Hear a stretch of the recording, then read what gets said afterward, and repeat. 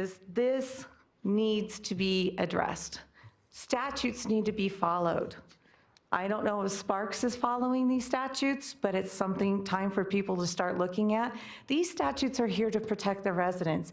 You as the governing board should be looking at these because the governing board is the one telling you, here's the guidelines you should be following. And you should be following them. If this information is not supplied in those packets, it should be denied. And if the state is saying no, you should be saying no. Okay, thank you. So no further public comment this morning? I have none. Okay, item 6, consent agenda. Do we have any items to be pulled from any of the members? Seeing none, I'll entertain a motion. Second. Motion and a second. Any discussion on the motion? All those in favor, please say aye. Aye. Okay, any opposed? Okay, motion carries.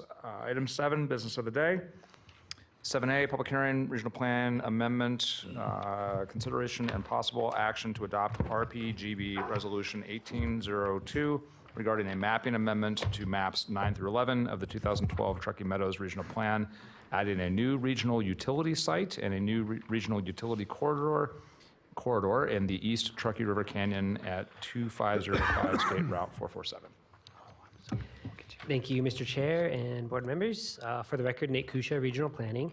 This agenda item discusses the Dodge Flat Solar Regional Plan Amendment and can be found starting on page 119 of your packet.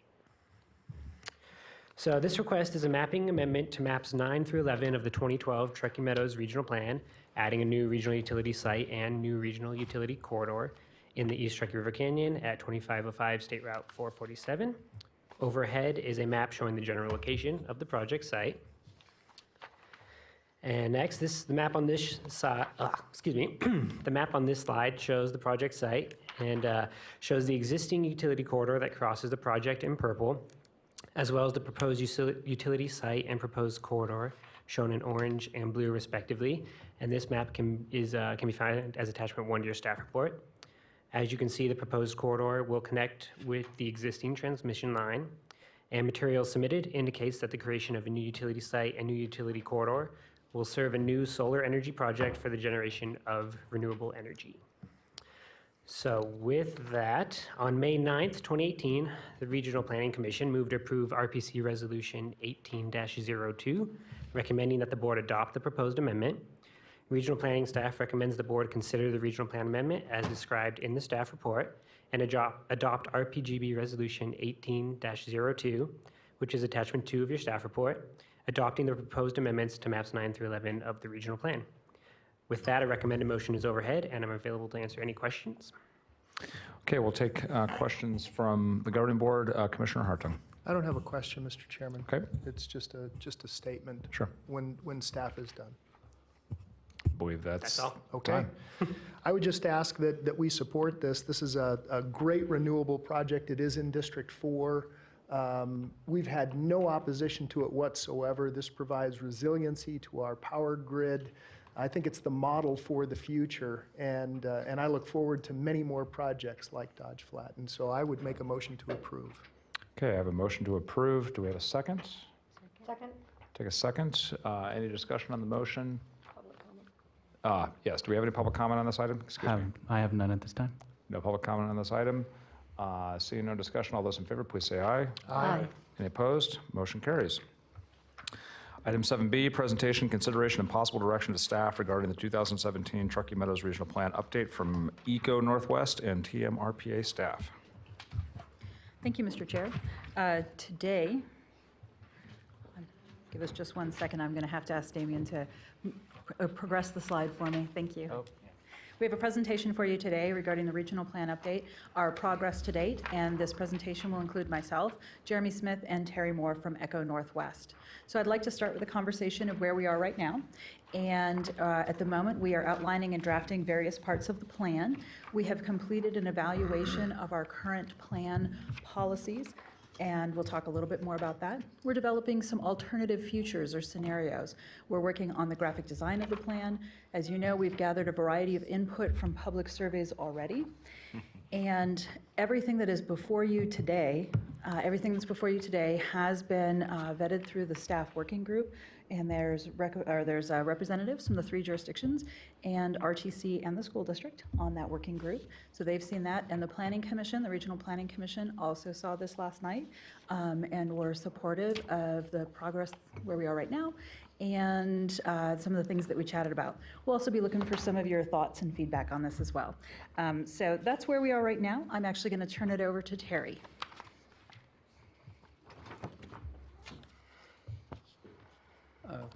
Good afternoon, board members. Terry Moore, Echo Northwest. I'm a consultant working with your staff on this plan. I'm going to cover a little bit of what the plan is going to be, and the slide you have up there is the outline of the plan as it sits right now. There are a few things of note there. You have this in your packet somewhere, but there are a couple things I want to emphasize that are changes that are made from the plan that you had before. The first is that the very first item, summary of the 2019 plan, we're talking about getting the plan summarized onto something that's as short as 4 pages long, 11 by 17 that gets folded into 4 pages, a little leaflet. And that's one way to get the communication out to an audience that just wants an overview. The items in blue are the core documents of the plan. The main document is the plan itself, the 2019 plan, which is when we expect this to be adopted. The 2 items of note there of importance, first of all, the plan will have a plan map. The plan that you had before did not have a map. That map will be a suggested preferred alternative, something that the board and Tmr Pa think that they are aiming for in terms of land use by type and pattern. The second thing that, second change in that is that the plan policies will be described in the plan, but most of the details of the policies are moved out into a policy handbook, the third item down, the second blue one. The importance of that is that we're changing the plan document from what was a relatively heavy, potentially, I'm not even sure of the number now, but I'm going to say an 80-page, 100-page document with over 100 policies in it to something that's a 20 or 30-page document that has a lot more graphics in it, again, more readable. And the final innovation is that the third blue item, the Tmr Pa Work Plan, we're making a distinction between policies that you might be used to as conformance regulatory policies, you will do this, et cetera, and things that you might adopt as part of the plan, but that are not really done yet, but they are items to work on. And that would be a staff work plan on things that need to be done to better implement the plan over the course of the plan itself. It seems to us that getting agreement on all those items will not be possible. There's always ongoing work when you develop a plan, so that's part of what this plan will look like. More specifically, going to, as you think about this then, that's showing you that if you want just an overview of the plan, as some citizens might, you start at the top. If you are your staff members or a developer or a stakeholder, you might dig into the appendices. All of the plan itself will be heavily documented, but that documentation will not be in the plan. It will be in a set of appendices to the plan that we'll describe in a little bit later in this presentation. We've already begun work on trying to get the plan set up. This is Shani Souza is a new employee at Tmr Pa, a graphic artist. She's starting to work on that. This is an example of the kind of theme that we're going to be using as we work on what will be called Plan Truckee Meadows. The table of contents, you'll see a change here also. Again, an aim to make this more understandable and more accessible to a larger audience. The headings, instead of the typical introduction, background, framework, methods, we're instead going to quicker overviews of where we have been, what could be ahead, and there's some analysis there of what the existing conditions are, what the opportunities and challenges are, and work that Jeremy will describe in just a minute of how we look at possible alternative futures. Once we look at what the possible futures are, then we get into where we want to get to and why, and that's, kind of talking about the goal statements that we're aiming for, the objectives. And chapter 4 then is those 3 chapters are more or less the calisthenics to get to the bulk, the essential part of the plan, which is the plan map and the set of plan policies that support that. And again, as I pointed out, that would be the overview of the policies at kind of a high level so people can understand what it is that Tmr Pa has said that it's going to try to do and what its partners will try to do. And the details will then be in the policy handbook, especially the procedural part. Thank you, Terry. So I'm going to talk a little bit about what this regional plan intends to do. You can see some categories listed above.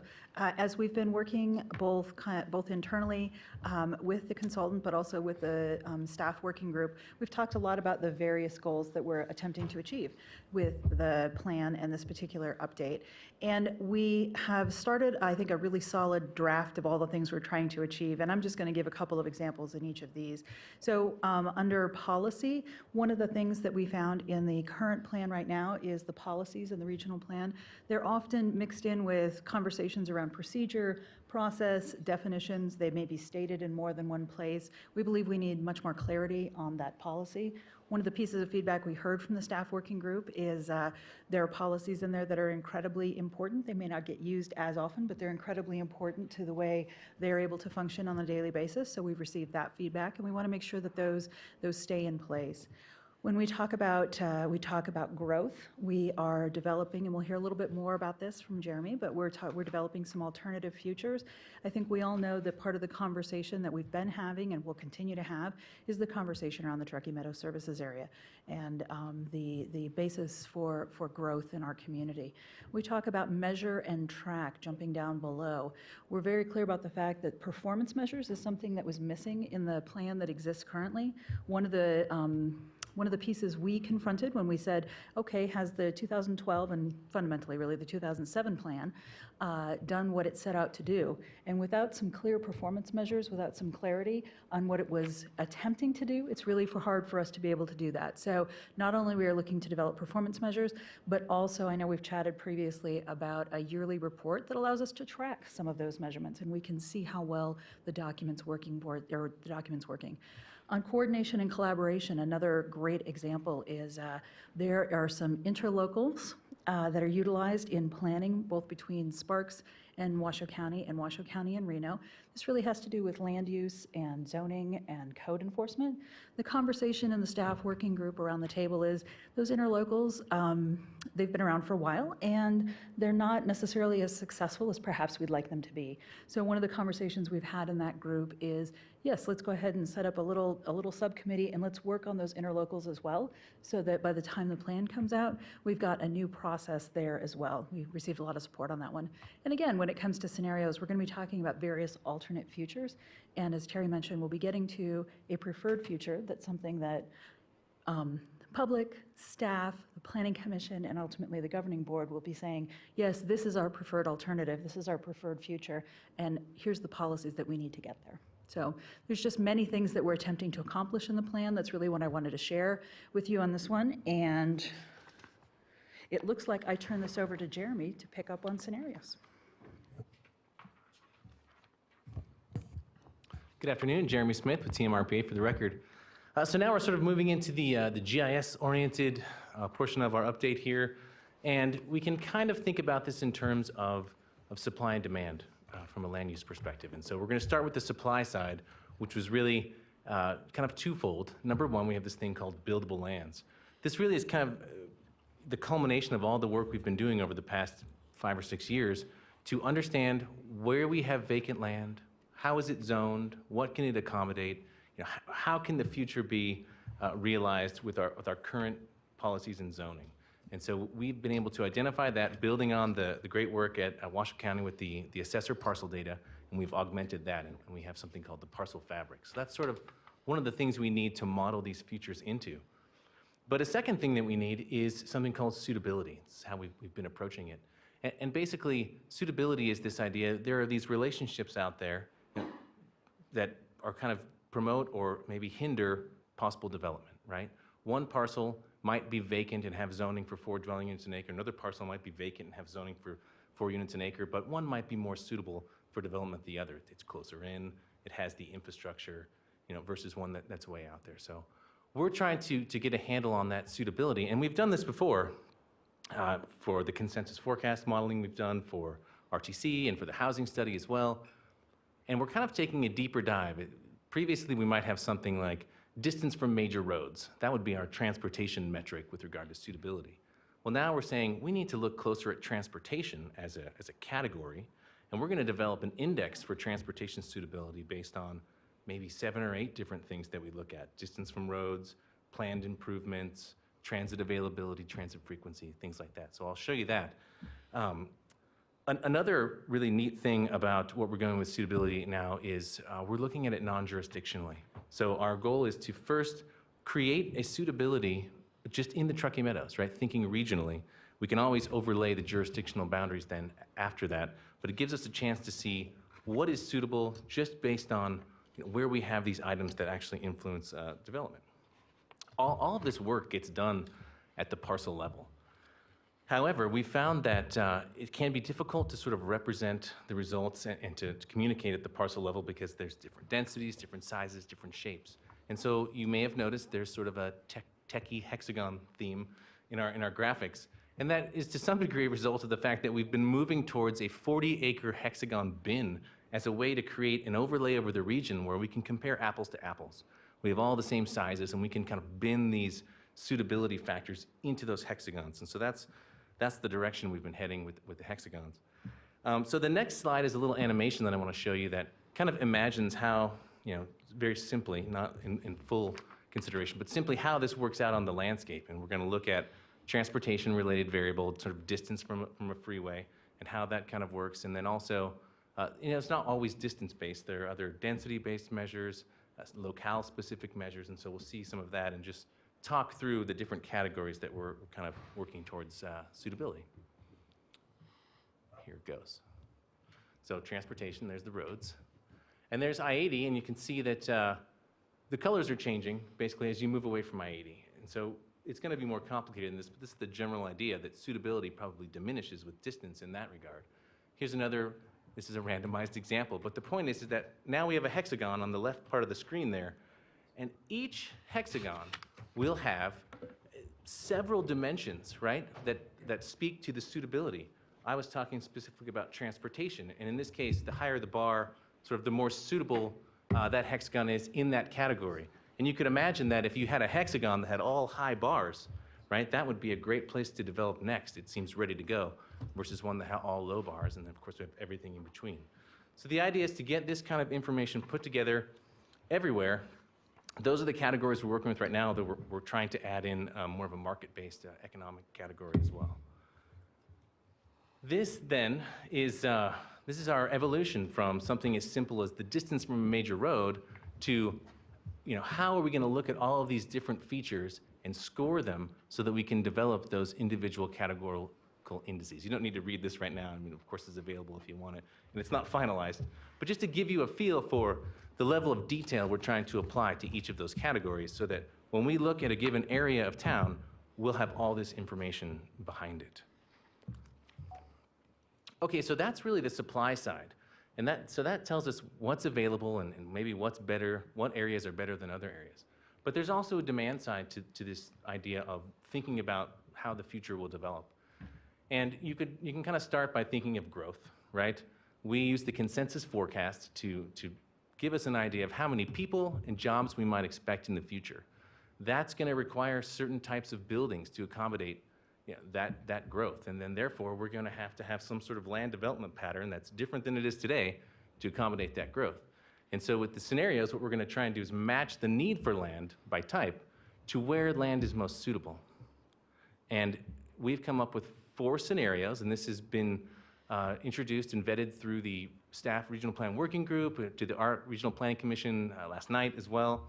And I think you guys have seen this in your packet too. There's been some slight changes based on feedback from last night, But generally, here are the four we're talking about. And the first one's historical. It's really, what if the future is just like the past? So we looked very closely at what had happened before, and we kind of cast that out into the future.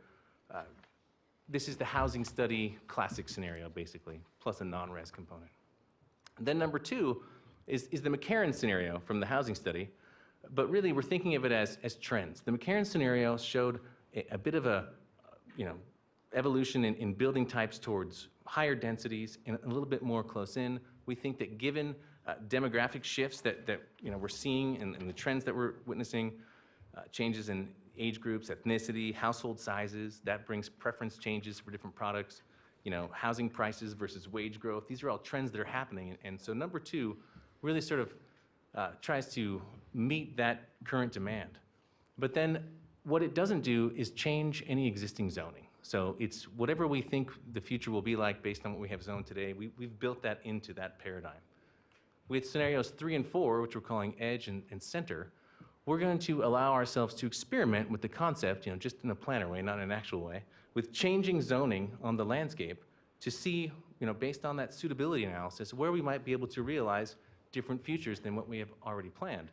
And so for number 3, the kind of compact suburban development pattern, emphasizing growth on larger vacant tracts, undeveloped land towards the edge of existing developed areas. Versus number 4, the center or infill scenario where we're emphasizing policies that would encourage growth to go into already developed areas, this idea of infill. The names are still somewhat up for grabs, but there they are. Thought it captured it pretty good. And just to kind of think through key differences, the idea behind creating these scenarios is to make sure that they're different enough from each other that we'll be able to see some differential impacts on the other side once we run them. And so on the left, we have this Jeremy's late night cube, which is putting each of the scenarios into this space where there's 3 axes. Density, so how dense do we expect the future to be? How widely dispersed is the pattern, right? Still could be dense, but still far distances. And then how much policy change do we anticipate we would have to implement? And so you can see that there is quite a bit of divergence among the 4 scenarios, so hopefully that's good as we get the outputs. But there's this key difference in scenario 1 being this historical pattern where we can kind of use that as a base case for comparison. That's if we just stayed on the exact trajectory we've been on. The next 2 really do key in on those trends and expected future conditions, with, once again, scenario 2 being that McCarran scenario, working within the existing policies, more or less, not significant change. Whereas scenario 3, policy changes really in attempting to encourage more efficient use of land at the edges of our existing developed areas. And then scenario 4, policy changes to encourage more efficient use within our developed areas. So that's that. And then why would we do this? In order to assess impacts. So different patterns have different impacts, right? We're going to use a set of evaluation criteria. There's some examples there, stuff like vehicle miles traveled per capita, walkability, access to employment, are we getting single family versus multifamily, what's the share, that sort of stuff. So each of the scenarios will be analyzed in terms of, and those aren't the only 6, those are still being finalized as well. And of course, we'll bring that through the groups and back here as well. But after we run the 4 scenarios and we get the outputs and we're able to look at the impacts, then we can begin to craft a preferred alternative where we take things that are making sense from each of them and try to create the plan map that Terry mentioned. Finally, we know that we do have some resource constraints, and we're really only focusing on 4 very highly technical scenarios where we're doing a lot of GIS work. But clearly, there are other big trends and things that are going to happen in the future that we want to make sure that we're thinking about and getting out in front of to some degree. And that's where we're looking at this thing I called long-run scenario narratives, which no one likes that name, not even me. But it's more of a qualitative narrative approach based on research, right, about what do we think about trends? And it's really exploratory. It's not saying that this is going to happen or that we want it to happen. It's just that these things could happen, and we don't want to get left behind if they do. And we want to make sure that our policy change is considering these unforeseen circumstances. So we're going to make sure that we try to assess this in terms of land use impacts along the same lines of the evaluation criteria that we'll be applying to the technical scenarios. But it will be a much breezier sort of treatment and just based on the fact that we don't have all the time in the world, but we want to make sure we're not missing out on these facets. So stuff like technological improvements, or advancements, the Internet of Things, autonomous vehicles, right? What is the impact of autonomous vehicles to land use? Maybe nothing. What is the impact to working from home and prevalence of telecommuting? Maybe people are driving less, we need less right-of-ways. Climate change, obviously, is something we're potentially facing in the future. Economic recession, we've been through that, so we want to make sure that we're thinking about resilience. Property tax reform, we're not saying that we're going to change property tax, but we're saying that that's out there, and we want to get ahead of what that might do in terms of how it could affect land use in our plans, to create this new regional plan. And finally, looking at some of the existing policies we have, especially the future service area, and seeing just what is that liability and how far could we push it into the future with those lands that have already been identified, and is that even a good idea? So with that, I'm going to turn it back over to Terry, and I'm happy to answer any questions. Jeremy, if we could, at this section, I think we got a Yeah, do couple you of have questions? questions for you specifically. We'll I'm happy start to answer them, first sure. with Commissioner Hartung. Thank you, Mr. Chairman. And you took us through all of those possible futures without a DeLorean. How exciting. We did go 88 miles an hour. It's good. Nicely done. I was expecting the DeLorean to appear at any moment, hit 88 miles an hour. I apologize. Yeah, you're right, I don't. Yeah, this is not. Jeremy, what about how we may need to respond to changing employment centers with respect to the East Truckee Canyon? Mm-hmm. And I know that there's a desire, and it's well outside of the TMSA, but there's a desire to have some residential in the East Truckee Canyon, even as far out as Wadsworth, where they may be able to get certain kinds of resources, water and sewer specifically, from adjacent municipalities, not even in Washoe County. Sure. So how does that all fit into the mix? How do we deal with those kinds of situations? If somebody steps up and says, hey, look, I want to do, and Story County, by the way, has already talked about a Painted Rock. 4,000 unit in Painted Rock is exactly right. And what I've yet to hear is how they're going to respond to the need of schools and water. They may actually have a line on, but we'll save that for another discussion. But there could ultimately be some real changes, especially out in the East Truckee Canyon. So how does this all work back into those areas that are potential for development, or have potential for development, that are outside the TMSA? Well, great question. Currently, we're focusing our efforts around suitability and the technical modeling inside the TMSA. And one of the reasons for that is that I've heard this term before, it's capacious. So it has quite a bit of capacity to absorb future growth, both residential and non-residential. So, and then we've built our models with that anticipation, right? In our regional plan currently, we anticipate 99% of new growth will occur inside the TMSA. So we are focused technically in that geography. However, with this long-run scenario narrative take, and especially the last bullet, absolutely, we're going to be looking at the potential for development outside the TMSA and what those impacts could potentially be. At the end of this long-run scenario narrative, we are imagining that we will have a matrix where we will list out the different narratives, and then we will have at least a subjective, but backed by research and discussion, ranking, if you will, of how each of those narratives relates to the evaluation criteria and to land use. So it will be in there, and that variation that we look at can help influence the preferred alternative plan map that we're planning to put together. Yeah, and I know a lot of people have talked about the issue of being constrained by water, and I would suggest that when we move to an indirect potable reuse scenario, that'll completely change the system and the scene, because it will be a constant water supply. And I think that's extremely important, where we're not disposing of effluent any longer. We're actually treating it and reusing it. I've just been out. We're definitely going to talk about that in this section. Good, thank you. Thank you, Mr. Chairman. Thank you. Commissioner Burke-Bigler, and then Councilman Dorr. Thank you. I think as we look at these 4 scenarios, that it occurs to me that maybe there's a 5th scenario where we look at a combination of 3 and 4, or maybe we look at a combination of 3 and 4 even in the greater picture, because I don't see that we're just going to do infill or we're just going to do, you know, FSA. I think we're going to do a combination of that kind of growth. And so is it necessary to do that, or will, as we to set up a 5th one that's a kind of a combination, or as we go through the process of putting this plan all together, will that come together in the plan? Yeah, I agree. I think that, and I was remiss for not sort of mentioning this, just because 3 is an emphasis on the edge doesn't mean that we would not allow, you know, things in the core. Right. We just were recognizing challenges versus, you know, the infill scenario will still have development at the edge to some degree as well. But I think you're absolutely right that when we look at the impacts of all 4 of these, that's when we'll be able to, I think, create that preferred alternative, and it certainly will be a mix. Good, I because imagine. I thank you, Jeremy, for that, because I really think for our purposes, none of us who sit on this board really expected the kind of growth we're seeing in the greater Reno Sparks area today.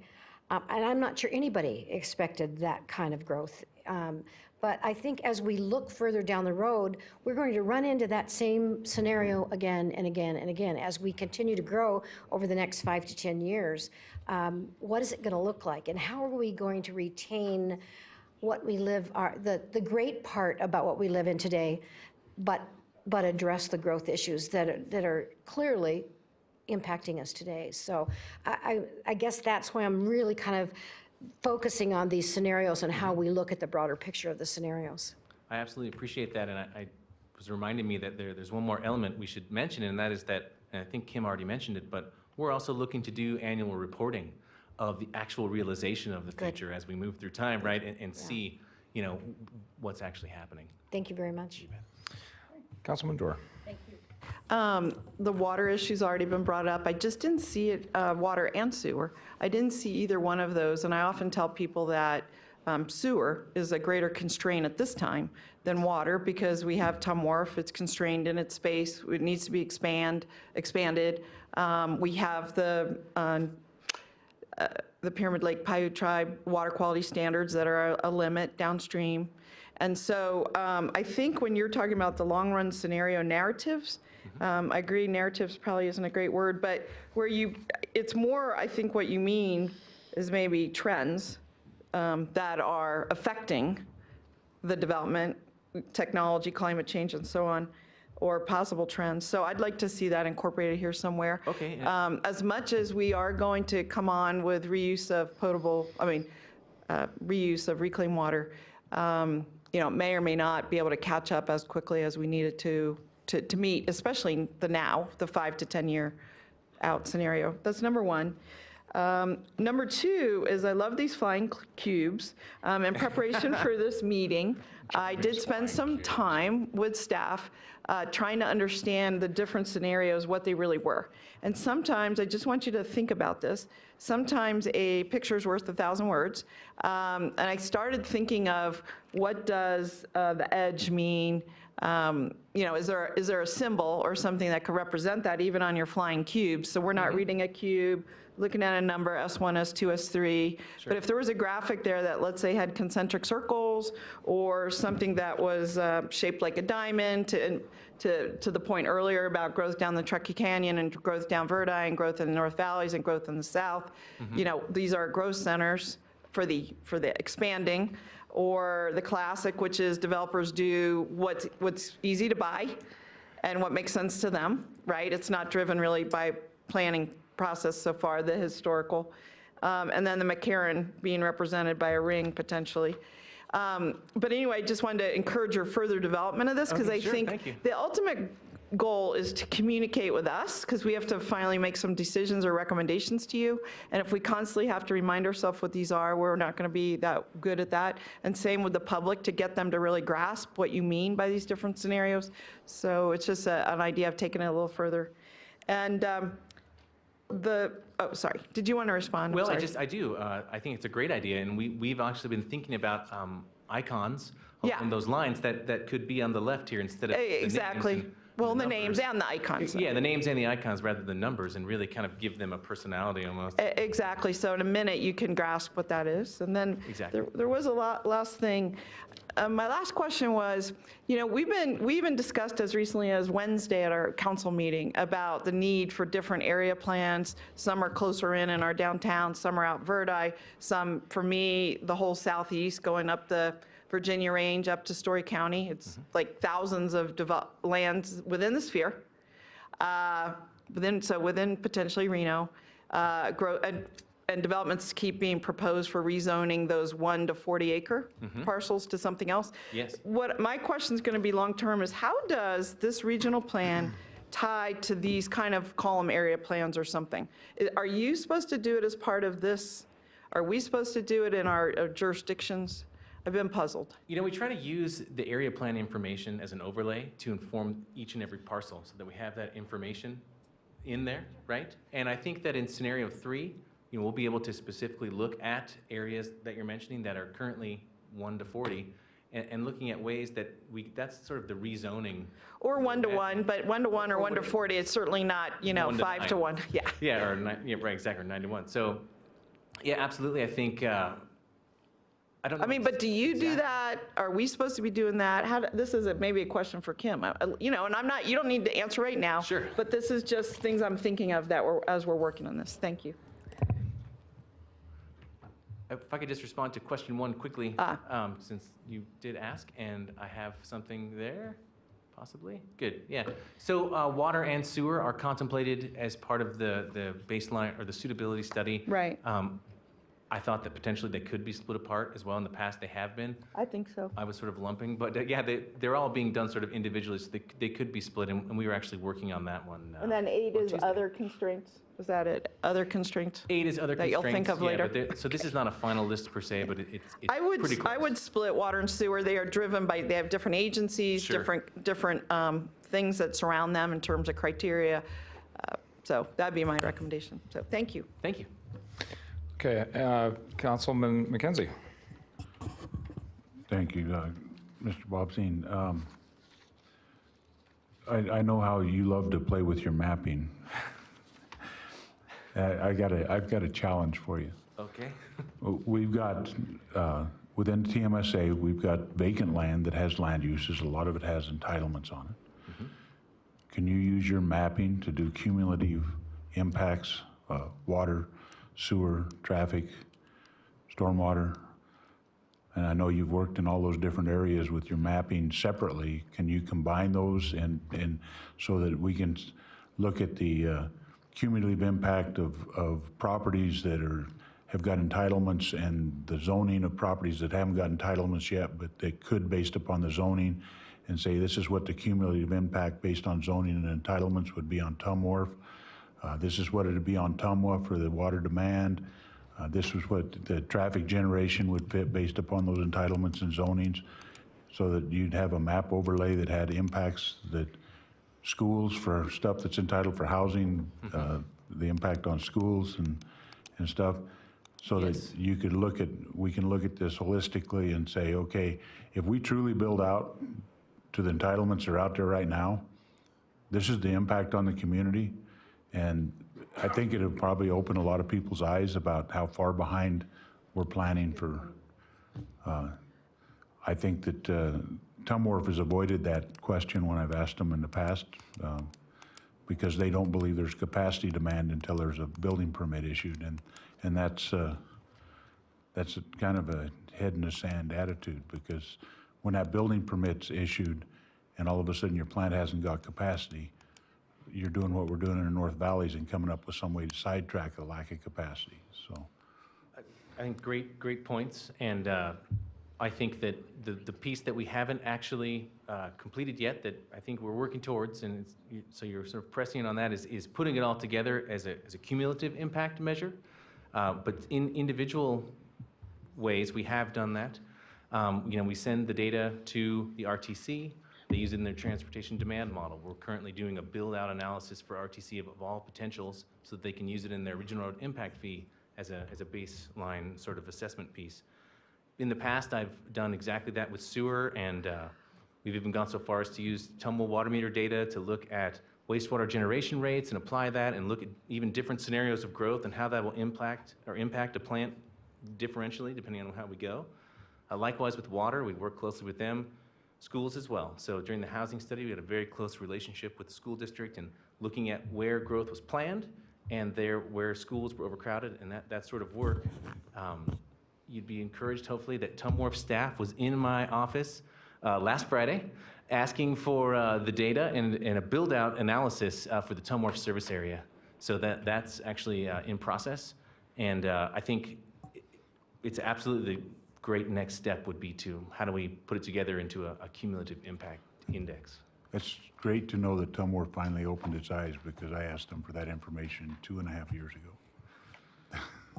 Well, they're there now. Councilwoman Breckus. Along the lines of what my colleague Ms. Dewar has been pondering overnight about the area planning, I think that the opportunity, and I highlighted it, is in the regional governments framework, where you said you were going to examine JPAs between the jurisdictions. I think the big JPA to look at is, or interlocal we call them, is the one with RTC. And I know a lot of work is done on that, but they are mandated, financially recipients of federal set aside for planning. And it seems like that planning work is not in a full dialogue of land use to transportation. I always hear RTC's doing a study over here, and it's the chicken and egg. I don't think they're really doing the land use component. I'd like to see that interlocal examined, and maybe the discussion teed up again about this body becoming the MPO with the authority for the uniform work, I forget what they call it, unified work program, because then we can use that as a tool of implementing the regional plan. Because I think we have that disconnect. When Mr. North talked about there'll be other things you want to use to implement, a lot of those are going to be area plans, joint plans, and we're just, in my mind, not using that to the best resources. So that's number one. Number two is on your study of the trends, do you have a year break where you call that, it's kind of a unusual terminology, historical and then current trends? What's the year break where the historical became current? Not today. Not today. I'm going the wrong way, I apologize. Well, basically historical, the work in the housing study was specifically looking at Which housing study? Your housing study, yes. okay. We looked very closely at development from 2000 to 2015. Okay. So we captured Okay. that and we modeled it out into the future to the best of our ability to match almost exactly. Okay. Whereas with the McCarran scenario, we were really keying in more on, when we started in 2015, right? Okay. Trends that were occurring along the lines of preference for housing type, for locational preference, Okay. millennials, that Okay. kind of thing. The multifamily Yes. jumping up. It's been expressed that maybe the historical scenario is not even possible now because construction costs are different, costs for land are different, the affordability or housing prices are quite a bit. Yeah, you might be able to collapse those two, maybe. I don't know.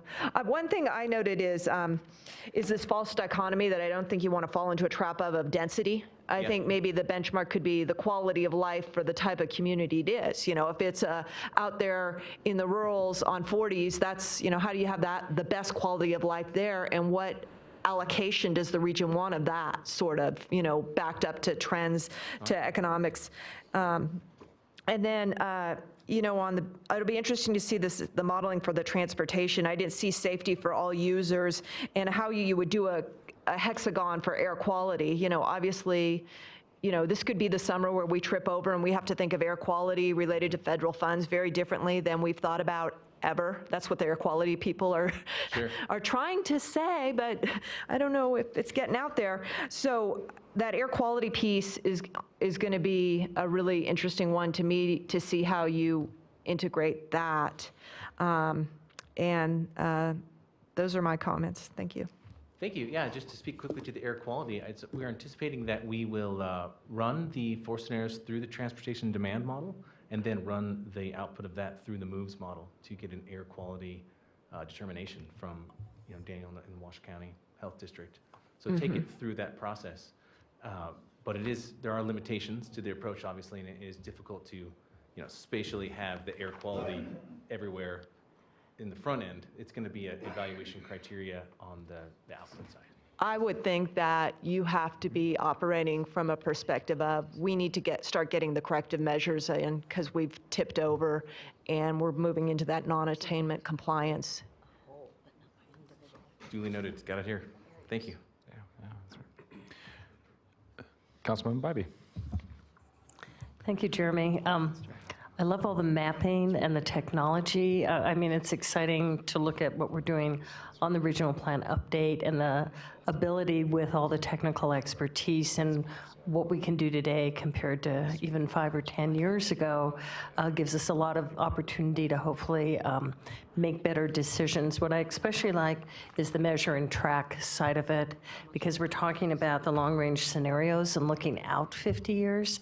Well, if we go back even 10 years ago here, could we have, any of us, have forecast in the middle of the recession that we'd be sitting here today looking at the incredible growth, the exciting but challenges that it's bringing to all of us at every jurisdiction to handle this kind of growth? Nobody could have foreseen in 2008 as we went into the recession. So I think that tracking side of it and the ability to be nimble as we move through is going to be critical, because we don't know 5 years from now. We can forecast and look at all the data that we can, but things could change so quickly. For the better or for the worse. So I think the ability to make changes as we move through this will help the whole plan work better, and will help as we're looking to try to create the best growth and the best quality of life for, like Councilman Breck has said, for every part of this region. So it's not just dense infill, it's not just apartments, although those are new and more than ever because there is a demand, but every level of housing, every parcel for business, commercial, the land uses that we have, how do we make the best of what we have as we move to the future? But thank you so much for your work and for Thank you for Terry's. those comments. Appreciate It's it. exciting, thank you. Okay, any other questions before I grab the mic? Okay, so one last question for you, Jeremy, before we turn it back over to Terry. Can you bring back up the slide with Jeremy's flying cubes? Yes. Which this is a fantastic model, and I think that this is going to be we're going to be referencing this again and again and again while we work toward, I think, what Vice Chair Burke-Bigler pointed out was going to be, the fifth option, which is going to be whatever our consensus model is. Question about your Z-axis. Yes. Policy change, as I understand it, is you're characterizing that as policy change needed to precipitate the realization of any of these scenarios, not so much the policy changes that would need to be achieved to respond to them, in other words. So, and I'm specifically looking at the edge scenario, so green E3. S3. S3. Edge. Edge. And I'm equating green with greenfield You're right, development with yep. that. Okay. So, and you have this listed in the previous slide where you have your bullets for each of these scenarios, and it talks about allows changes to existing zoning, and you show this on the Z-axis as needing a lot of policy change. Is that contemplated as just large revamping of existing zoning and the TMSA, or what's kind of like the suite of policy changes that you're envisioning would be needed that puts that so high up on the axis compared to the other ones? Just so I'm clear with all the ins and outs of this model. Great question, and I think you're uncovering I haven't put as much thought into that axis as maybe I should. You got to talk about your flying cubes. But zoning at this point is really kind of what I've been thinking from the technical capacity, because right now, we've always modeled with existing zoning. So if it's 4 dwelling units per acre, it's 4 dwelling units per acre, no matter how suitable it might be for some other more dense kind of development. And so I think zoning can't be the only change. We're doing other changes as well. We're adding in maybe some different policies around housing based on the housing strategy work.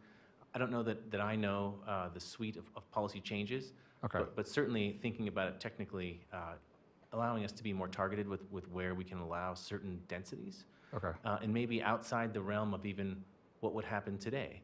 So today you might have an area that's highly suitable for a denser realization of development, but it sits in an area, say, in Washoe County, which is limited, right? And there could be a path forward today with existing policies with annexation. Maybe there's a path forward in the future that is allowing for that density to occur to some degree in the county land without annexation. Okay.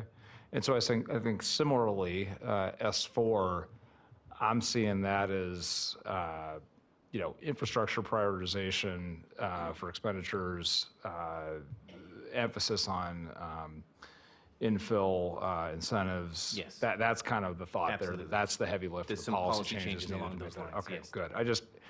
We're going to keep coming back We to should, this yeah. again and again and again in subsequent meetings. So I just want to make sure that we're constantly sort of questioning this exact model. So we saw, to ground our overall discussion as we're trying to get to that fifth consensus scenario. Thank you. Okay, any further questions on Commissioner Hartung? Just one last comment, and I had always envisioned, sort of cherry picking those models and a hybrid, where it wasn't cast in stone. If you didn't like what was in all of what was in 2, but you liked part of what was in 3, that you couldn't meld those together. And Right. I always sort of understood that there would be a hybrid. Yes. And so I'm pleased where we are. Thank you, Mr. Chairman. Yeah, and just to wrap that up, because the whole point of this is to take these, run them through the ringer, look at them from all the different impacts in terms of, fiscal costs, constraints, land use, natural resources constraints, it's everything. Okay, so that's, yeah. All right, we're good. Okay. Great, Thank you, Jeremy. You bet. Thank you, Jeremy's Flying Cubes. We'll see you again soon. Too much math for me. Thanks. Terry Moore again, and I'm now going to move more onto the policy that you were just talking about. And I think I'm going to amend my comments a little bit to respond to a lot of what's been said here. And I'll start by saying it's all of your points are right on. I mean, it shows a pretty thorough knowledge of what it is that we're trying to do. There aren't questions about how does this work or what's up. It's more into the details, so I find that really helpful. So let me start with some definitional stuff and then move on to some of your specific questions. So Jeremy's been talking about the data that we're collecting about land suitability and about the need for land, and then how we would match those together to see where this land need that comes from the growth that we're having is likely to go. And we get maps that show us the development of different types in different places. And in addition, when Jeremy has done all his work, it also spits out some information about the impacts of that of these indicators he was talking about. That's Jeremy's presentation. While he is doing that, there's another part of the process that is looking at policies. And let me start with a definition of what we mean by that. By policies, we're talking about our actions that Tmr Pa, this board, might take that could be suggestions about investments, it could be incentives, regulations, coordination, anything that might help to achieve the plan that you choose as the plan that you're going after. The reason that we are doing that in parallel is because we have seen other processes where you get the scenarios done, you make a presentation to the board like this, and you say, here are the scenarios, and the board says, we really like this one, or we like this one that we just put together. And then you come back 2 months later and say, well, here's all the policies that you have to adopt to make that at all realistic. And the board says, well, you should have told me that before, because I'm not going to adopt any of those policies. So what we're trying to do is do this in 2 stages. We're going to bring you some preliminary ideas about alternatives. At the same time, we bring you preliminary ideas about policy. And the exact timing is still being worked out, but let's say fall, September, October, that's in front of you. And you're looking at that and trying to find, and ideally you are saying to us, here's the mix and match that we've done. It looks kind of like this, in Commissioner Hartung's words, here's how we have assembled the pieces together. And if it looks like that, we think that this kind of set of policies would be reasonable to achieve that plan. And to respond to Councilor Bozian's question, that it's not only to achieve the plan, I think we also have to be looking at policies that achieve the plan at a level that addresses the impacts that it would have. So if I understood the distinction you made, which I thought was a useful one, is are we talking about policies that are just going to make it possible for it to happen, or are we also talking about policies which, once it would happen, would make it manageable at some level? And I think ideally the answer is both. And that we don't want to adopt a plan that is achievable but will hypothetically deliver one set of results, but we have no policies at all to deal with all the negative results that come with that. So it's a package. I just want to make that part clear. So, and I guess to reemphasize that point, you can almost think about the policies that we're adopting as one of the costs of having the package that you want to have, having the preferred alternative. Okay, this comes with that. And so we want to think about all those things together. So how are we going to figure out what all those policies might be? And now I'm finally to my slide. We're really working in two different sources. We're looking at Tmr Pa documents, and I'm going to show you in a minute. We've already done the work, or a lot of it, on the 2012 regional plan. As I said, there are 115 policies there. How do you evaluate all those? Jeremy talked about some of the difficulties with that, how we measure it. I'll talk about in a bit. But we also have other documents that the Tmr Pa has adopted, the housing study and the regional sustainability study being among the most recent. So we're going to be combing through all those and see what we see. The second big source is other plans in the professional literature. We're in the process right now of looking at regional plans across the nation, ones that I've either had experience with, or that I know other people that have had experience with, that have been nominated for awards or whatever. And we're going to get looking at about a dozen of those things and see what kind of goals they have, what kind of policies they have. And then finally, we're looking at professional organizations that recommend policies for plans, like the American Planning Association, Urban Land Institute, et cetera. So all of those are a source of possible policies. When we get all that, then we will be describing what they are, how they work, what their pros and cons are, and how appropriate they are to the Tmr Pa area, and how appropriate they are to the different scenarios that Jeremy will be working on. That's work that will be happening in July and August primarily. We have, I mentioned before that there are several technical appendices to this plan. Right now there are 6 of them. One of them is on policies. So you can imagine that there will be on the order of a 40-page technical appendix where all of this information will be documented. It will come to you in September as background material for you to digest as you please, but that will be the basis for our recommendations of what policies line up with what alternative. And so then you have the full package. You've got an alternative, you've got a set of policies, and then you work with those to help come to a preferred alternative. The policy work that we've already done, just to give you a flavor of it, this is out of your 2012 plan. There are 4 broad categories of policies, each of which have anywhere from 4 to 8 subcategories of policies. And that bottom line is the number of policies, which adds up to something like 115 policies. The Tmr Pa staff, what we said was, if we're going to do this right, we're going to have to evaluate those policies somehow. We can't just, you can't start a plan update and ignore the fact that you've already got a plan and not think about what's working and what's not working. So Tmr Pa staff went through that. Working and not working turned out to be a more difficult question than how frequently do we use them. So we started with that. And this is just, I'm not trying to get into the details of this, I'm just illustrating the kind of data that we now have. And this illustrates that the Tmr Pa staff evaluation was that on the order of 10 to 20% of the policies were used frequently, which means that on the order of 90% of them to 80 were not used frequently. What got pointed out very appropriately by our planners working group, which is, well, you could have a very important policy that doesn't get used at all. Kim already mentioned this. It doesn't get used much, but the one time you use it, you really need it. So don't tell me just about frequency. Try to do importance also. So we're going to be working on that. I just want to illustrate the kind of stuff we've been doing.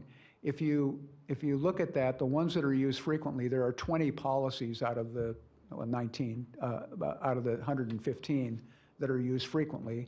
Here's what they are. Not that you need to go into them, but this is also an appendix that you have in your material, and this just illustrates the kind of information we have. So for 115 policies, we know what goal it's under, and we have our assessment of whether it's used frequently or not, whether its substance needs review or not, and whether it might be able to be consolidated with other policies or removed entirely. And this would be just one aspect of this appendix that I'm talking about that will try to bring all this information together. So that's what's going on the policy level, and that will be then wedded with the scenario work over July, August, and September. I think we have some questions. Commissioner Hartung. Thank you, Mr. Chairman. Mr. Moore, I appreciate it, and I'll start backwards, and we'll talk about some of the use of the policies. What I've encountered is many times that policies are not bumped into because of an avoidance of conflict, because we know that there's going to be an issue with that policy, and so you never see those applications because staff has already discussed it with the applicant, and so consequently, they might get used more, but what I've seen in the past is a direct avoidance of conflict, unless there is no other path forward. And I would say on that is consistent with what the planners work group said to us, that some of these are important just because they're there, even though they don't seem to have a lot of frequency of use, because they are there, we don't bump into them. So we're going to try to get our arms around that. So, and good, and I appreciate that. You mentioned, I heard the term incentive, and other than let's say densities where we want to see more building occur, let's say inside the McCarran Ring, so we have higher densities. But what might incentives look like? I mean, how can incentives be structured so that we get the type of outcome that we're looking for? Well, I'm going to give, that's a two-part answer, and the second part will be, let me come back to Truckee Meadows area. Let me start someplace else, where there are regional plans that have some implementing authority and a regional agency that has some type of funding, and therefore actually has the ability to give incentives. So in those Monetary places, incentives. a regional agency actually can do what otherwise would be, I think in the Tmr Pa area, limited more to a local government. Are you suggesting that they build infrastructure for a developer or something of that Exactly. nature? They build Okay. infrastructure. There is, in one area that we've worked in, there is a tax on development that goes into a fund that the regional agencies monitors, and the regional agency uses that fund for planning and infrastructure. And so that local governments can apply for that, developers can apply for that, so there are incentives to get some of the planning and design work done. And we do have such incentives, not necessarily through this agency, but through RTC, programs like RIF, the Regional Road Impact Fee, and CCFEAs, Capital Contribution Front-End Agreements, whereby a developer builds excess capacity. Right, and so the second part of my question with that wasn't, I mean, my answer was, I thought maybe what your question was is, well, we at this governing board, at Tmr Pa, don't have primary control over a lot of that. So what would our policies say vis-a-vis incentives? And that's part for us to, I get the point. We're going to be thinking about that more. So far, the thought has only go as far as to say, if you want, if the jurisdictions that are part of the Tmr Pa believe that incentives are a good idea. Let's take a look at what kind of things they're doing, and would the plan then simply endorse what those jurisdictions are already doing? I mean, at a minimum, it might be that. So I don't know at what level we're going to get into the incentives No, part. and I'd just like to see what incentives might look like. I'm having a tough time putting my arms around it because this agency has no money to build incentives, and so it's. Right, and so when I was talking about that, I was kind of giving a generic definition of the typical things that a local government has control over. They either make the investments themselves, they give money to somebody else as an incentive to the private sector to make the investment, or they regulate the private sector, or they coordinate with other jurisdictions. Those are sort of the four broad categories of things you can do. And if you don't have control over the incentives part of that, then you have to look at your other policy levers. Thank you, Mr. Chairman. Okay. Commissioner Burke-Pickler. Thank you, Mr. Chairman. I have a question about the progress by task list that's in this, and it might actually be more directed towards staff, but here's the question. In task 1 under stakeholder engagement, it says that presentations and road shows were given to over 1,000 people. So those 1,000 people were citizens in our community, they were developers, they were, the question is, they were a cross-section of all of these different things? That is correct, they were. Okay, so in those presentations, what types of comments, specific changes, updates to the plan that they would like to, were there specific things that they said, this isn't working from our perspective, we would like to see something closer to this scenario? Were those out there, and do we have that detailed somewhere so that we can review it? So the over 1,000, we presented to over 1,000 people in our attempt to push our first survey out, which we got, almost 2,000 responses to. The conversation here in terms of stakeholder engagement is we've captured all of those responses, not only the 2,000 survey pieces, but we got an additional, I think, 23,000 comments or something like that we have categorized. The second part of this, and Terry Moore and I were talking about this afternoon, is once we have your thumbs up on the scenario conversation, we will be headed back out to the community, back out to the public, and again, this cross-section of developers, public, nonprofits to discuss their thoughts around this. So we are not, that's our first engagement out there, but not our only. Well, that's good. I think from the perspective of those of us who sit as an elected body, we all know that it's not uncommon when we have vetted a process for 2 years to have people come back to us and say, you did this behind the scenes and we didn't see it. And I want to make sure that we limit that as much as we possibly can. We won't get rid of it, and we all understand that. But also, I'd like to make sure that the members of this board have the opportunity to look at some of those things where people have said, I don't like the way the county does X, Y, Z, and I think the county should change it in this respect. I think those things are not only beneficial to this whole board as we look at this new plan, but they're certainly beneficial to those of us who sit on the county to give us some idea of maybe some of the things we need to change in the areas that of our plans, our own plans. So I'd like to see those kinds of things. Thank you. Okay, any additional questions at this point?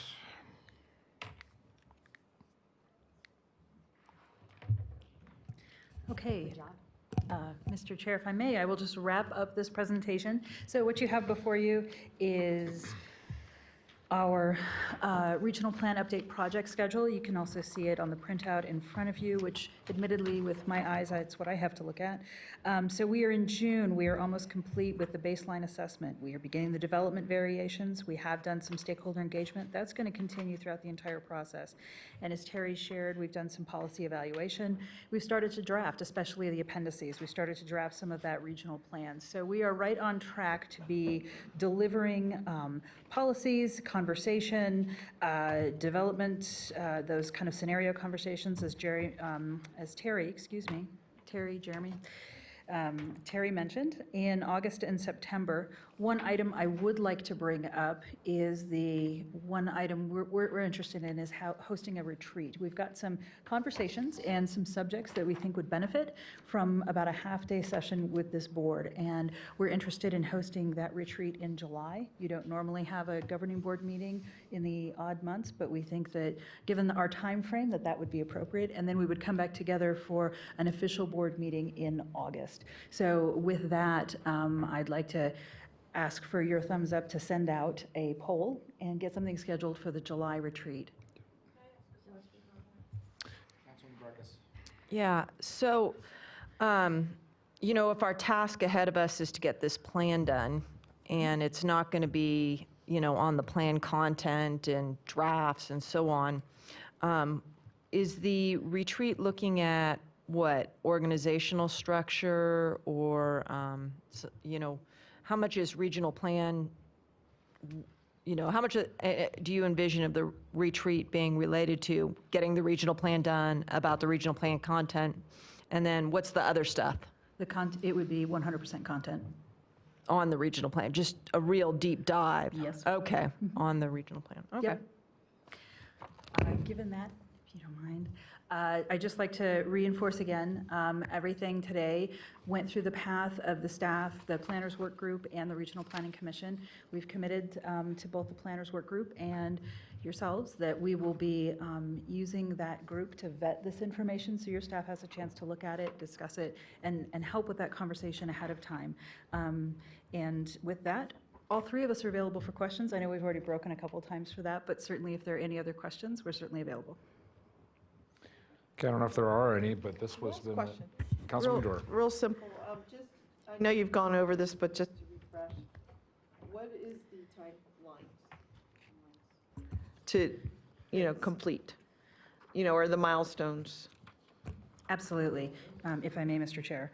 So we are talking about having the draft document completed in November, December for the Just wanted to review. reiterate this, just the key milestones. So say it one more Absolutely. time. So November, December for that draft plan, Yeah. but that's the finalized draft plan. The expectation is as we draft, we will be bringing it to you along the way. We're not going to just present you with one document and say, okay, here's what this is. So That's- between August and November, Yes, you think the majority of it? yes. Okay. And that's been our conversation with Terry. Terry is Okay. looking at me like, maybe that's not exactly right. Sure. Please. And then you can tell me why I'm wrong. What I think we're doing, consistent with this, is we're trying to have for you by September or October, even though the line, shows the development variations being done October, November, that's when they would be done. But in September or October, we're hoping to have a meeting with you that says, here are all the alternatives, here are the policies that go with them, and here are 6 appendices with all the documentation. But we would not have a plan at that point. Okay. We would be able to write a plan from that, but we wouldn't have it. And at that point, there would be a work session where you would give us direction on preferred alternative. You'd help create one from what we had given you, some direction, and then give us some direction on policies. That would give us a month to finish off the development variations, because we'd have to create the preferred alternative. A month or 2 to do more policy work to fit with that while we were writing the draft plan, and that would get a draft plan in December. So I think, I just want to make sure that we're not saying that we're getting you a draft plan in September. Right. I just wanted to know, Right. that's excellent, and I wanted to know when the key decision moments for us were. So you're thinking the November, December timeframe to get our decision on alternatives or preferreds? Or you think, No, I'm thinking, late September, early October to get, oh, that's when you want us? to get Okay. your direction on preferred, not your sign-off. Right. But your direction so that we can do another round of work. Okay, Create the preferred, evaluate the preferred, get a consistent set of policies, and then bring that back to you in November to get the final sign-off, then write the report. okay. So the report, even though you're calling it draft, this is where I was trying to understand and kind of tying back to the question about public input. That draft Is that final really, or is that a draft to go to further to the public? This is what I'm trying to. That's what the final is. We're assuming that last line, line 6, in December through March, is taking that draft Right, to through the a public. public process. Okay, and then whatever we'll have another shot on it once we hear from the public. Okay, got it. Thank you. No, this was a great conversation. I think I was certainly sensing in the weeks before we had this conversation that this governing board was starting to get a little antsy as to where we were with the process. Yeah. And this has been a very thorough update, and I'm very enthusiastic about the process, the progress that we're making and we're about to be making on this. So thank you to everyone for your work on this. So with that, we'll move to 7C, presentation and update regarding the Truckee Meadows Regional Affordable Housing Strategy efforts from Enterprise Community Partners. Welcome back. Here you are now, summertime in Reno. Yes, happy to be here in Truckee Meadows in the summertime. Beautiful, beautiful weather, not as humid as back in Washington, D.C. That's right. Good afternoon, Chris Kizzy, Enterprise Community Partners. Apologize in advance, I don't have any flying cubes in my presentation, but we'll do the best we can. Want to provide an update to the governing board as we're wrapping up phase 1 of a 3-phase process. Want to kind of recap the accomplishments to date, as well as kind of preview the launch of phase 2, which we kicked off during this visit, as well as have a good conversation and presentation on what we see from an implementation perspective it will take to actually see this plan through implementation and provide some next steps as a summary as well. So it was interesting, the conversation earlier about the growth dynamic in the region and kind of not anticipating that post-recession. And I think it's important to note that that growth is also compounding the housing market in the region as well, particularly for low-income households. And that also impacts the quality of life in the region. So the reason we're approaching the housing challenges on a regional scale is for that matter, is that these things have to be looked at a regional scale. The solutions have to be looked at regionally as well. And so I think our approach is to really bring all those things together so that we're having an impact for not only the residents of Truckee Meadows, but also positioning the capacity of the region to respond to those various challenges as well. And I think that's an important component of this, is building the capacity of the region to respond, to have the impacts that you see in a similar hexagon pattern on the slide here. So some of our accomplishments today, just to remind the board, we've established a planning structure to guide this process and to inform this process. And that planning structure consists of kind of 3 components. One, we have an executive leadership team, the participants that you see there, that's really informing and guiding the overall development of this plan. So both from a policy perspective, as well as from an overall direction perspective in terms of the priorities that will come out of this effort. We also have a public staff working group so that we're getting feedback from the staff that are ultimately going to be in part responsible for implementing the strategies and the actions and the programmatic elements of an implementation component of this plan over the next 10 years. And so we're getting their feedback about the challenges on the ground with the various current programs, as well as some potential challenges or barriers to any new strategies that we might recommend through this process, so that we're getting that feedback early on in this process so we're not recommending things that might not be feasible down the road. We also, the third component of this is we have a community leaders working group that we're working with to educate not only the community, but targeted audiences and stakeholders about this effort, as well as some of the key concepts which we'll preview in a couple of slides.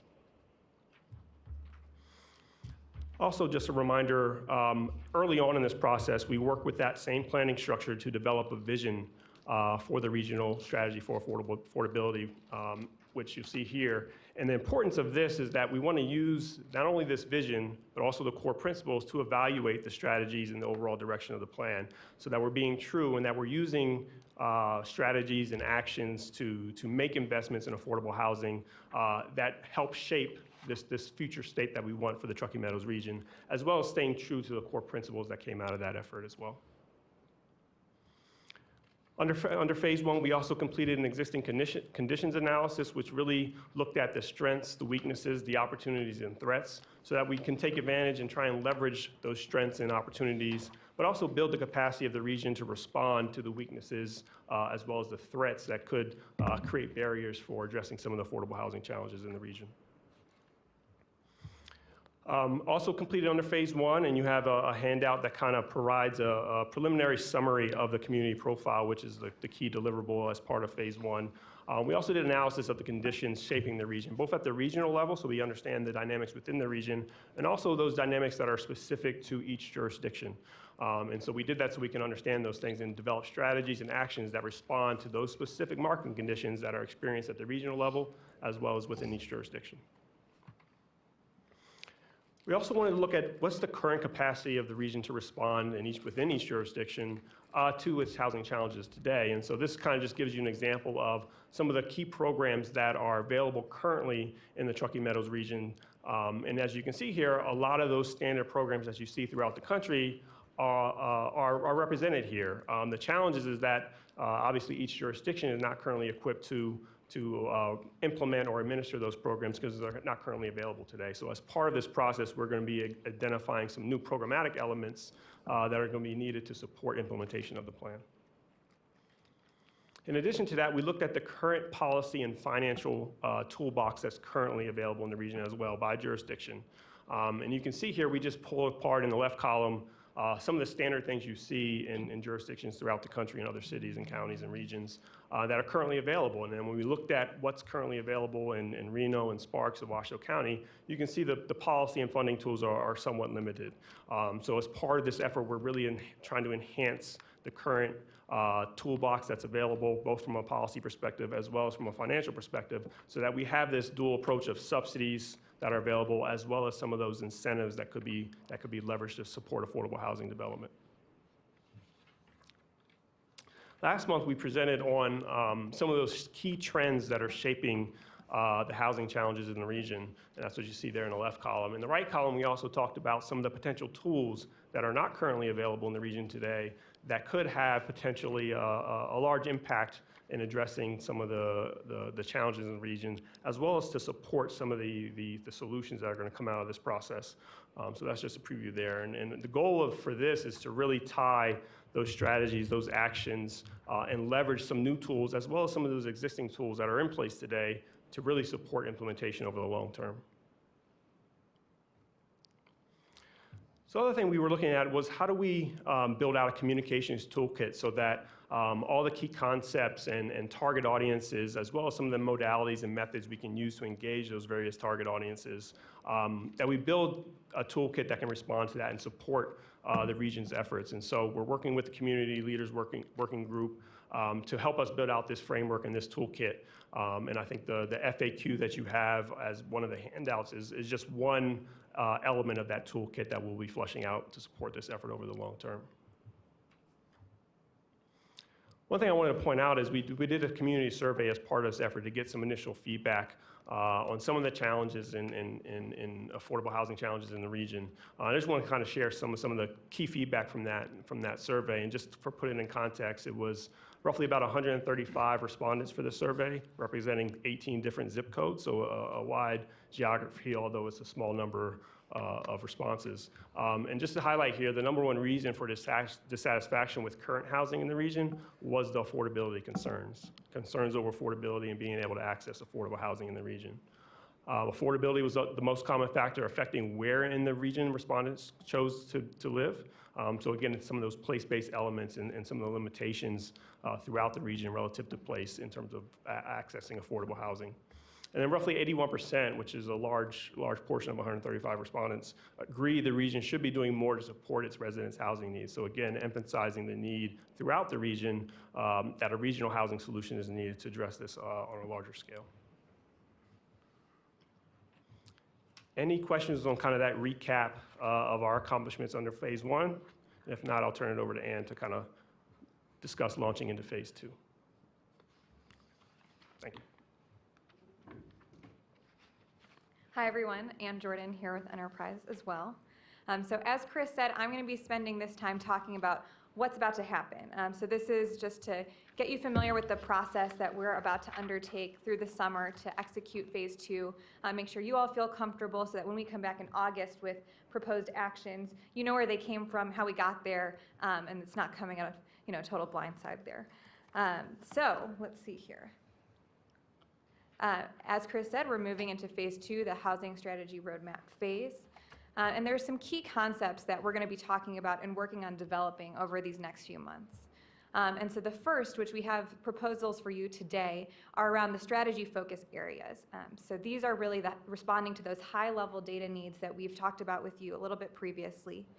And then those will target these specific actions that the region needs to undertake over the short, medium, and long term. And these are the kind of things that will build the region's capacity to execute on housing needs in the future. It'll be things that help pool resources or use those resources more effectively. Will be things looking at processes and policies and how those can lower development costs, as well as things that can foster more community support and education around housing affordability. And then within those actions, there's a lot that goes into those to make them something that can really be done on a very detailed basis. So that includes the discrete implementation steps, things that will need to happen immediately to make those realistic, as well as the supportive programs, policies, and financing that will need to be leveraged to make those a reality. And then one of the most important parts around targeting parameters. And so those are both geographic and population specific. Since we know that the region varies greatly in different pockets about how the housing market is playing out, we want to make sure that the housing interventions are tailored to those different submarket conditions, as well as the varied conditions of opportunity that really change based off of where you're located today. And then finally, to get to that accountability piece and really looking through all the regional actors that are involved in this process around who's going to be involved to implement this, and as well as the partners that will need to be leveraged too. So these are all things that we're going to be coming back to you all with. Hope to have a lot more fleshed out in August when we see you again. Between now and then, this is the process that we'll be following. So we developed some strategy focus areas. We've run those through the different planning structures that we have. We'll show those to you in a minute. Also, once we get through that, we'll be developing the wide range of actions that support all of those. And at that point, it's just everything that's possible. Nothing's quite off the table yet. But then it's a matter of assessing the real feasibility and impact of those different actions to see what's really going to be right for the region. And once we have that initial assessment, testing that with stakeholders on the ground. And then finally, once we get that feedback, honing in on that more specific actions list within the different strategy focus areas so that we can then align those with the relevant sequencing, the targeting, that stuff. So these are the proposed strategy focus areas, and right now there are 6. We've received some feedback that maybe 5 may be more appropriate, but I'll run through them quickly, and you'll see there's a very direct connection between each of these and some of the high-level regional trends that we've observed. So the first is to address that shortage of affordable rental housing throughout the region, and since we know that shortage is greatest for those earning 50% of AMI and below, the strategy focus area is targeted as such. So supporting production of more rental housing that is affordable to low-income households, particularly those earning half of area median income or less. Then the next one we have is around kind of the mismatch of housing types versus current demand that we're seeing in the region, as well as the lack of diversity in the types of housing that is out there. A lot of single-family housing stock, some more growth in the multifamily world, but not a lot in the middle.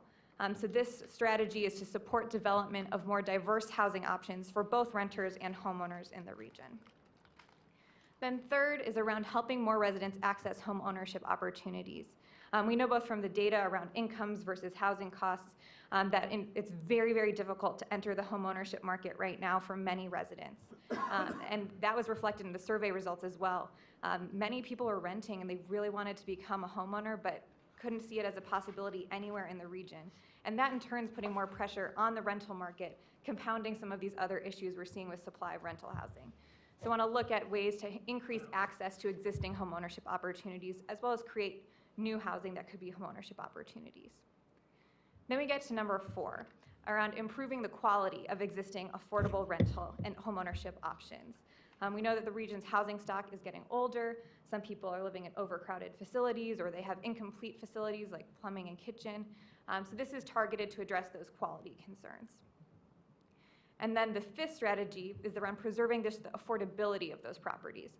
So not just improving the quality, but making sure that they're affordable in the long term. So where there is affordability today, we certainly don't want to lose that. And that covers both the subsidized housing stock and the existing naturally occurring or market rate affordable stock, wherever that may exist today. And these are the 2 that were suggested to be combined so that it's one strategy around preserving the quality while simultaneously preserving the affordability of properties. So that's something that we are considering.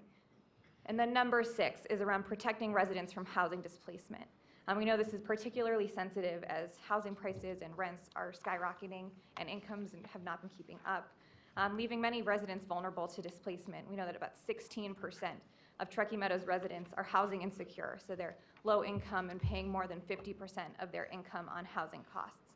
So this is a strategy to help preserve those residents' ability to stay in their current housing and stay in housing within the region. So I'd like to pause here. Threw a lot of things at you just then, and want to hear if there's any red flags, if you have any feelings about these that you want to make sure we're considering as we refine these strategy focus areas before developing the actions to support them.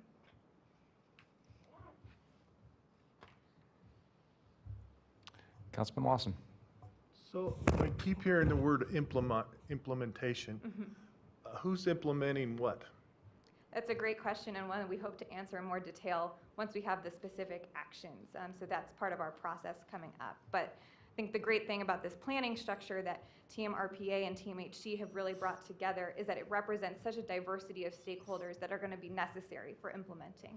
So I hope to work through that to answer that question moving forward. Mr. Chair, if I Yes. may. We also had an executive leadership team this morning, which is comprised of the managers from the cities and county, various others, and we had, I would say, a brisk, good discussion around the implementation conversation there and what that could potentially look like. I was really pleased with the way the conversation went. We definitely got to the place of, here's a couple of ideas. We've got a board that's starting out that's probably going to develop some capacity around it. We don't need to make the decision today around who needs to be the implementer, because to some extent it's about what strategies we use. And so then who's going to implement that? But it's, I would say, first and foremost in the executive leadership team's mind and the expectation that that's going to need to be developed soon. Well, and it seems. So, yeah, this board doesn't have any authority over the other jurisdictions. Well, true, and also, I think this is where we highlight that there's been engagement with the Interim Legislative Committee as well, to talk about, look, a number of these things are clearly going to have to be conversations in statute that are going to have to happen next session. So whatever's coming out of this, I would imagine a lot of that's going to plug into whatever conversation's happening in Carson in 2019. Okay. Councilman Breckus. But, let's not lose focus on what we know. I mean, the Reno technical memorandum on the housing for the master plan, the one we did here, and then the one that was done before the recession, I think for this body, by Praxis Consulting, had a lot of this out. I mean, I believe planning is as much the product as the process, but I think a lot of those ideas are there. And I was down at the Planning Commission 2 weeks ago urging once again our Planning Commission to bring us an accessory dwelling unit ordinance against a lot of pushback from, my own ward. I understand flyers are being handed out, how I'm trying to get short-term rentals in everyone's backyard, which I'm not. I want to see an accessory dwelling unit that doesn't allow short-term rentals, and I want to see Reno regulate short-term rentals. So sometimes I'm having a hard time, and I think planning is as important as the process, but I think the situation is so dire that we are moving towards implementation. And that's why, I had a proposal yesterday on a planning effort to implement, displacement concerns, something I thought tangible to get to displacement. So I hope that maybe there'll also be a cataloging of what's going on, where we're at on things, and where we're just hitting our head up against things. And I think the good one will be the production, because there's no good answers around the country anywhere on production, and that's where most places are trying to work. And so maybe that's something you can bring a lot of expertise to, is the production, because I think there are places really, really trying on that. Yep. Okay. Great. Thank you all for that feedback. Really important considerations. Glad to see that's where everyone's thinking right now. And definitely want to affirm that there's going to be a thorough review process of what's already been underway. That's part of what was accomplished in phase 1, as well as national best practices from around the country to help get into more detail about what each of these 6 things mean, potentially 5. So then the next phase is really around, okay, so once we adopted those kind of strategy focus areas, we're going to move forward with those, like, what does it really take, I think, to the question around implementation to make that happen? So we are going to be undertaking an analysis of feasibility and impact for every action that is proposed, so that end result of this is going to be kind of an index of feasibility and an index of impact so that you can really plot what's going to be high impact and what's high feasibility. And that's the kind of thing that could be accomplished in the short term versus what's something that's high impact, but it's just not that feasible right now. And then looking at what's making that not that feasible so we can target interventions in the medium and long term to make those more feasible to drive impact over the long term. So in terms of how we're going to measure that, these are the broad categories that have emerged from our work to date. The key barriers that we've heard from pretty much every action we've discussed has been around the financial barriers, operational barriers, and political barriers. So this criteria is going to measure each of those things to understand how feasible it may be or not today. And then we're going to be assessing impact in terms of 3 categories that emerge from the vision and core principles that were set for this process. And those are around housing outcomes, how many households are served, what populations are being reached, as well as just things around regional capacity. Is this increasing the region's capacity to execute in the long term? As well as opportunity outcomes. We've heard a lot about the importance of investing in housing, not just for housing's sake, but for connecting residents to pathways to opportunity so that they're in the strongest potential to succeed. So once we understand that, opportunity, we know it varies so much throughout the region, as well as the housing market. So to account for those variations, and we talked about this a little bit earlier, identifying where to target these things to achieve greatest impact. So the first step for us in doing that is creating a housing market typology that identifies shared conditions throughout the housing market in terms of the housing stock, current levels of affordability, and then general investment and market conditions that have been changing over the short term, to understand where shared conditions are throughout the region, which will inform where different housing interventions are targeted. And then within those, understanding the trade-offs that people are making today based off of access to opportunity. So maybe they're living close to great schools, but it's so far from transit and really far from job opportunities. So we're able to understand those trade-offs and then better leverage that information to drive impact. And that data is going to be readily available to inform other planning efforts that are happening. We're definitely sharing that with the regional plan update process, and it can be applied across all these different sectors that are struggling with some of these same challenges around growth. So that's going to be a great asset for the region moving forward. And then in terms of coordination with other efforts, and it's already came up with the State Housing Committee, but this is our general timeline right now, driving towards a November strategy document. We mentioned that phase 2 pretty much wraps up around August when we have those draft actions and the submarket analysis. But in between all of these different things we'll be doing, we know there's a lot of other things going on in the region. Particularly, we want to make sure we're coordinating actively with the regional plan update process. And you'll see that that August timeframe for the draft actions is intentionally there so that in September, when they're coming to you with draft actions, those have been informed by our process here. I was going to ask that question, so thank you for flagging. And at the same time, pulling in we know we've seen what's come out of the State Housing Committee just recently on some of the actions they're moving forward with. So seeing what impacts that will have on the different actions we'll be proposing, and then also identifying those that require further consideration at the state level moving forward. You'll see this goes through everything from just incorporating some of the basic data all the way down to making sure that even the visuals that we work out are aligned with the beautiful hexes and color schemes of the regional plan update. So any community member can just very quickly see these are directly intertwined. These are all about the growth of our region.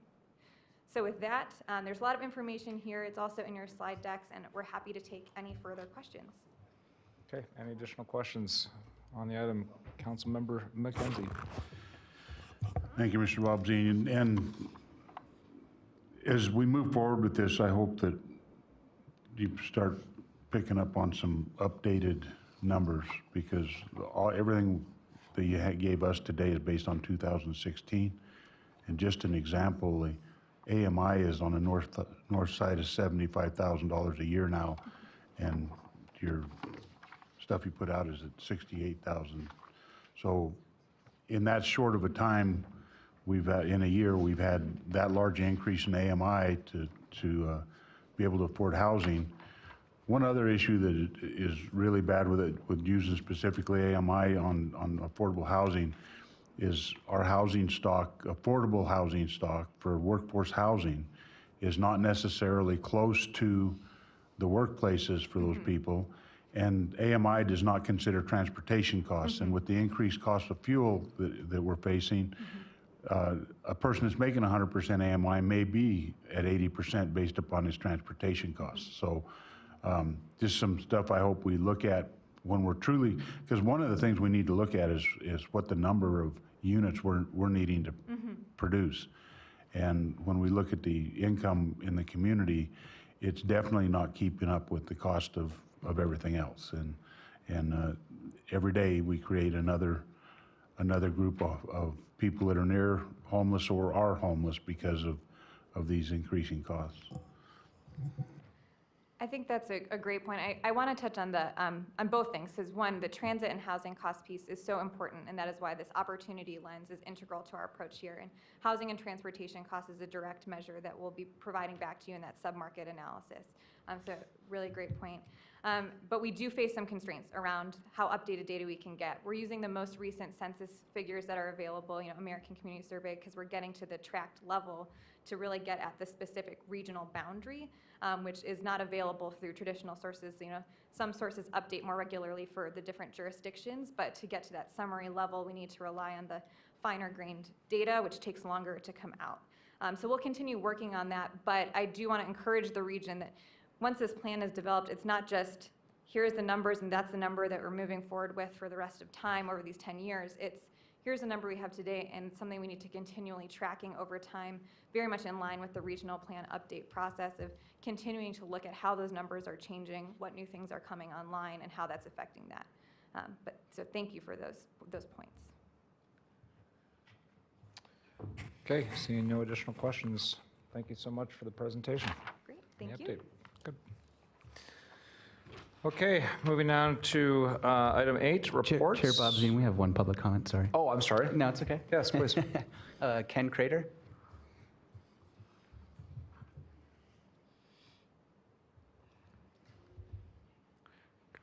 Good afternoon, Ken. Good afternoon. Thank you very much. I'm fortunate to be involved in a lot of different groups right now that are talking about affordable housing.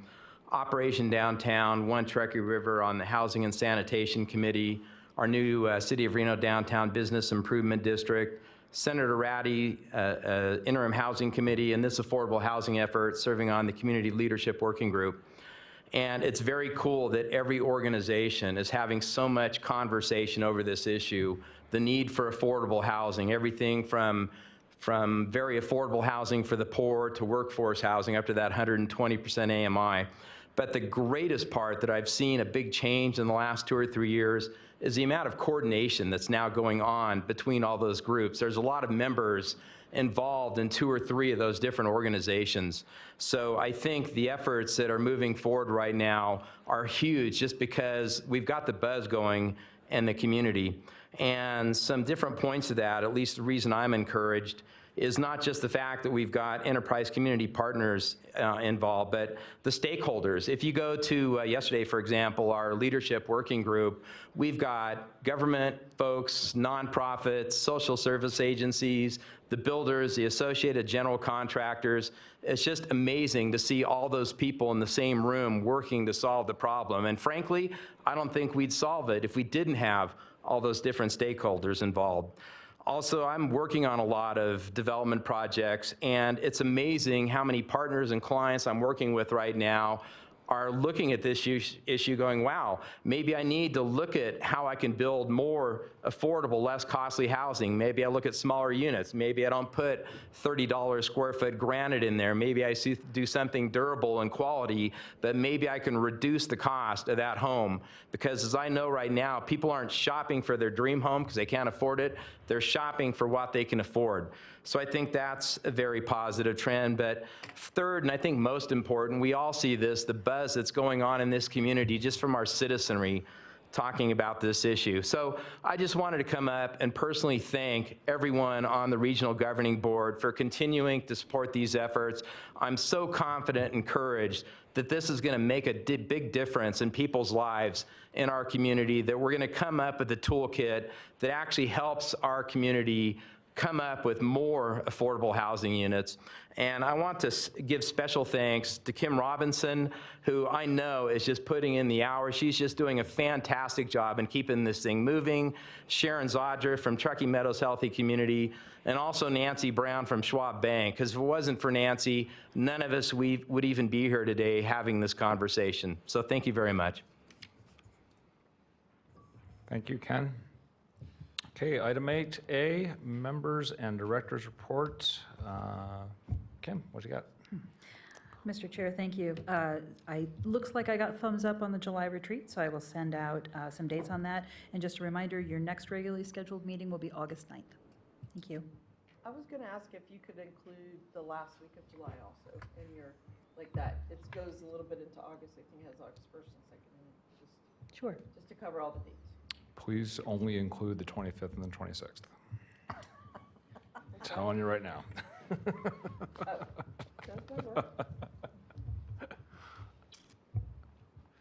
Oh, you said don't? Only. No, yeah, tail end I'm 25th out, is our so yes.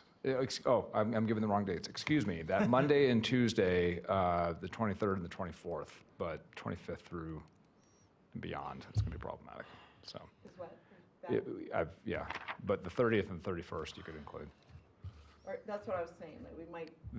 Okay, that half week. Yeah. Okay. You know what? That's what doodle polls are for. So you can send that, and we'll figure this out. Yeah. I just wanted to, make sure you included sure. all of July. Okay, yep. Standard July. Very good. Norm?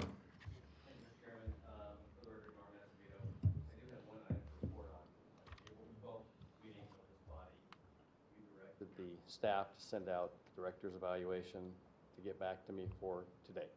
As you'll note on the agenda, it's not here, it didn't happen. And so the director has indicated that she can send out the evaluation tomorrow. If you return them to the agency by the 23rd of July, it can be on your August 9th meeting. Okay, very good. Thank you. Okay, 8C, we do not have. Item 9, requests for future agenda items. Do we have any requests? Yes, Madam Vice Chair. Thank you, Mr. Chair. I actually would like to see a discussion regarding the current planned housing developments that are on the books, because I've been hearing stories about, okay, we have 60,000 houses. Which of those are actually going to be built? Because I think there's a couple of areas that we could discuss, and probably won't do that on the record right now, but that are probably never going to be built. And so I'd kind of like to see a report provided to this group, so we have some idea of really what's on the books out there already. Report. Okay. And a status report of what's on the books already and what's going before Planning Commission. Okay. Okay, sounds good. Anything else? Item 10, public comment. I have none at this time. We have no public comment. Item 11, written correspondence. Seeing none. Item 12. There you go, Mr. McKenzie. Motion, second. All those in favor? Aye. All right. It's good seeing you, bud.